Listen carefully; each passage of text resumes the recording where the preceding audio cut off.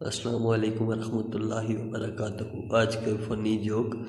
ایک پاگل آدمی بہت دیر سے چاند کو دیکھ رہا تھا اور جب تھک گیا تو بولا، چلتے رہو بیٹا، جب بجلی کا بل آئے گا تو تب پتہ چلے گا۔ بچوں، بیوی آفس سے واپسی پر سبزی لیتے آنا، اور سارا سلام کہہ رہی ہے۔ شوہر، کون سارا؟ کوئی نہیں سارا، بس اس لیے لکھا کہ تم میسج پڑھ لو۔ شوہر، وہی تو کہہ رہا ہوں، سارا تو میرے ساتھ ہے۔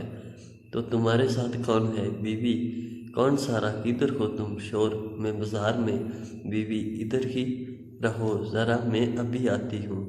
10 منٹ بعد بیوی، کدھر ہو؟ میں بازار میں ہوں۔ شوہر، میں آفس میں ہی ہوں، اب آ گئی ہو تو سبزی لیتی جانا۔ وڈی آئی سارا۔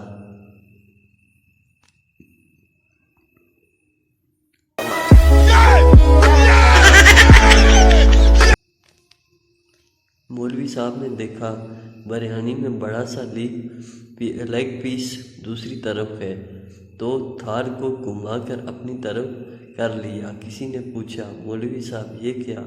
مولوی صاحب بولے، مرغے کے پاؤں قبلے کی طرف تھے۔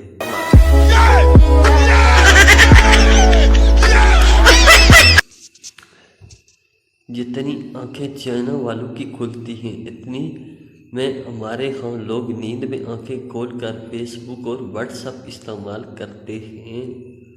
استاد نے سرائیکی بچے کی روٹی کھا کر کہا، بیٹا گھر پر میرا نام تو نہیں بتاؤ گے؟ بچہ معصومیت سے بولا، نہ استاد، سہی میں اماں کو آکھساں کتا کھا گیا تو وڈا نا نہ کنساں۔